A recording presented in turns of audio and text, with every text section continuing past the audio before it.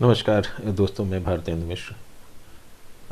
जैसा कि आप जानते हैं कि सावन का महीना शुरू हो चुका है।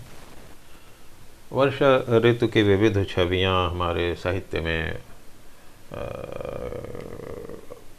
लोक जीवन में अनेक रूपों में उनका कवियों ने और गायकों ने उसका व्याख्यान बखान किया है।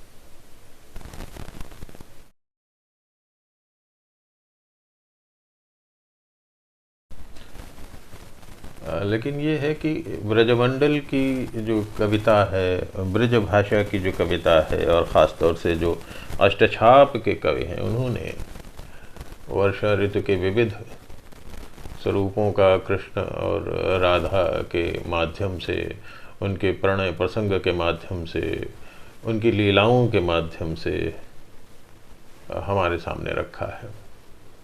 ये वो कालखंड था जब हमारे उत्तर भारत में अधिकांश जो स्थान हैं उन पर मुग़लों का शासन था। तो कवियों ने भक्ति भावना के बहाने अपनी एकजुटता, अपनी सांगठनिक क्षमता और दार्शनिक मूल्यों के आधार पर रची बनाई, और इसके कई उदाहरण मिलते हैं। उदाहरण के लिए अष्टछाप के जो कवि हैं वो सब इकट्ठे रहे। आज मैं बात कर रहा हूँ परमानंद दास जी की, जो 15वीं शती के कवि हैं और मूलतः वे कन्नौज के थे। लेकिन बाद में इनको जब अष्टछाप के कवियों में शामिल कर लिया गया तो मथुरा चले गए या उधर अष्टछाप के कवियों वृंदावन की ओर प्रस्थान किया। बहरहाल सावन की बात मैं कर रहा हूँ तो आज झूले का प्रसंग भी आता है। लोग झूला झूलते हैं। गाँव में झूले का नीम पर पड़ा हुआ झूला या आम के वृक्ष पर पड़ा हुआ झूला याद आता है बचपन में जो हम झूलते थे। और मोटे रस्सों डाल करके वो लकड़ी का पटरा वो बांध करके बनाया जाता था। लेकिन जो हमारे साहित्य में, हमारी कविताई में जिस तरह का ब्रजमंडल में झूले पर काव्य लिखा गया, घनाक्षरियाँ लिखी गई, सवैये लिखे गए, भजन लिखे गए, वो अद्भुत है। संगीत में भी झूला गीत के नाम से एक लोक परंपरा भी विकसित हुई है। बहरहाल आज मैं वो एक पद आपके सामने प्रस्तुत कर रहा हूँ और इसके रचनाकार हैं परमानंद दास।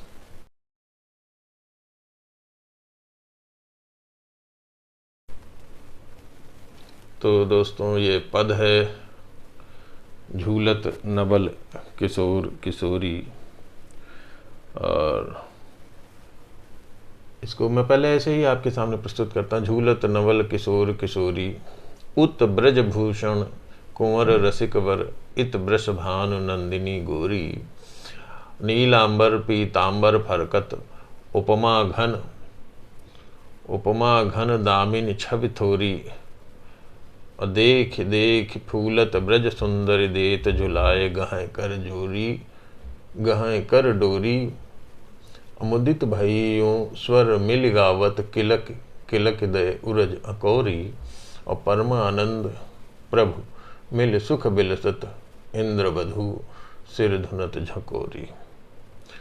तो ये परमानंद जी का लिखा हुआ पद है और ख़ासतौर से वर्षा ऋतु और झूले का प्रसंग भी है इसमें।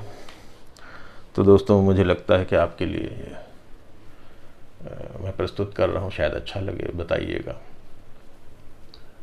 पद की गायन शैली जो होती है, मैं संगीत का विद्यार्थी नहीं रहा, लेकिन कविता पाठ करने की कोशिश, एक उसका प्रयत्न रहता है। मैं उसी तरह से आपके सामने प्रस्तुत कर रहा हूँ।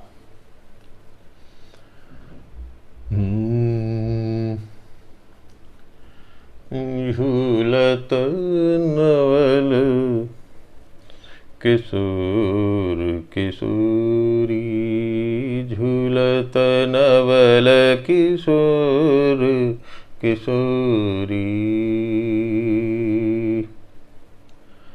झूलत नवल किशोर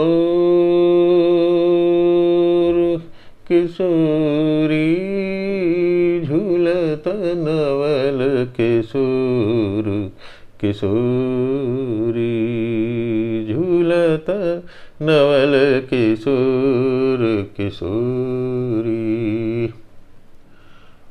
उत ब्रज भूषण कुंवर रसिकवर उत ब्रज भूषण कुंवर रसिकवर इत वृषभानु नंदिनी गोरी।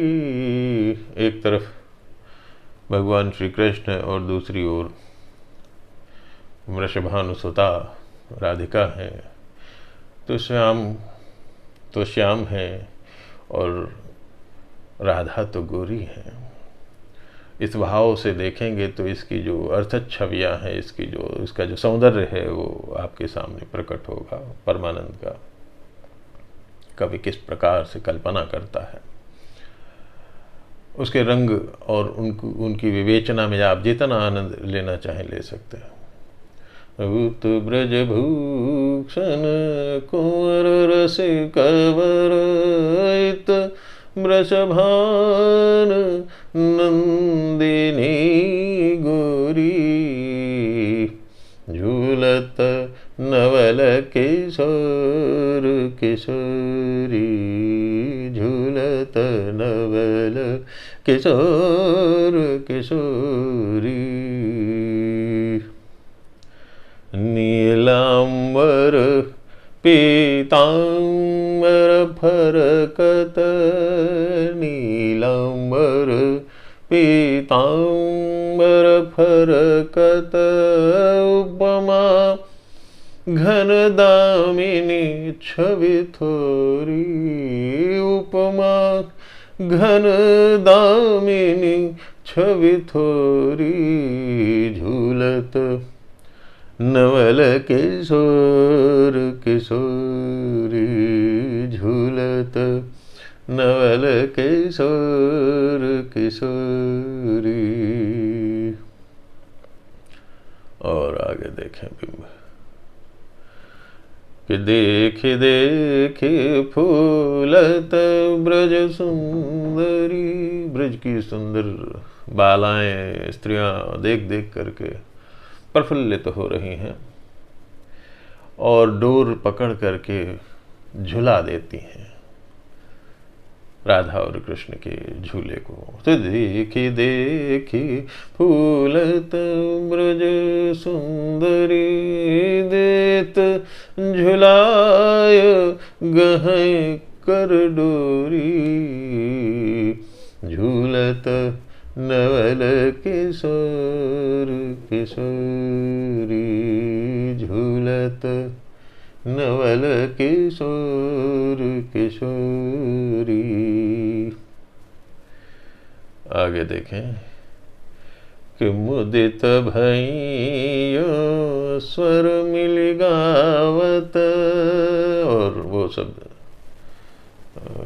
ग्वालिनिया बालाएं मिल करके झूला गीत गा रही हैं और किस किस तरह से अपने अंक में भर लेना चाहती हैं। राधा और कृष्ण को प्रेम के भाव से देखें, अपना हृदय देकर उनको आलिंगन कर लेना चाहती हैं। तो परमानंद कहते हैं मुदित भैयो स्वर मिल गावत केलकी केलकी देवरज कोरी झूलत नवल किशोर किशोरी झूलत नवल किशोर किशोरी। परमानंद परमानंद प्रभु मिल सुख विलसत, परमानंद प्रभु मिल सुख विलसत, इंद्र वधू सिर धुनत झकोरी, इंद्र वधू सिर धुनत झकोरी, झूलत नवल किशोर किशोरी, झूलत नवल किशोर किशोरी। तो इस प्राकृतिक सुषमा को, सौंदर्य को देखते हुए इंद्राणी भी, इंद्र की सभा में जो सौंदर्य बिखरा होता है वो सब अपना सिर धुन रही हैं। इंद्र की अप्सराएं, भूलोक पर ऐसा सौंदर्य राशि बिखरी है। झूला झूलते हुए भगवान श्री कृष्ण और राधिका का यह अद्भुत झूला से संबंधित इस प्रकार का एक भजन, एक कीर्तन आपके सामने मैंने रखा। असल में अष्टछाप के कवि कीर्तन की शैली में वाद्यों पर इसी प्रकार अपने भजन, अपनी प्रस्तुतियां देते थे। और तब आप जानते हैं कि लिखने पढ़ने वाला वैसा कुछ माध्यम तो था नहीं। हाँ, ये अवश्य है कि जनता में, लोगों में उनकी लोक रचनाएं स्थिर रहीं, स्थायी बनी रहीं, कोटि कोटि कंठों में विराजमान रहीं। और इसलिए आज हम जितना कुछ बचा पाए हैं उस श्रुति परंपरा से, उस संगीत की धुन पर केंद्रित रहने के कारण वो हमारे बीच में बच पाया है। तो मित्रों, परमानंद जी महाकवि जो अष्ट छाप के कवियों में से प्रमुख थे, उनकी स्मृति को नमन प्रणाम करते हुए मैं आपसे विदा ले रहा हूँ। शायद अनुभव की सीढ़ी में ये भजन सुनकर आपको अच्छा लगे तो ज़रूर बताइए और प्रतिक्रिया दीजिए, जैसा भी ठीक है, अच्छी बुरी।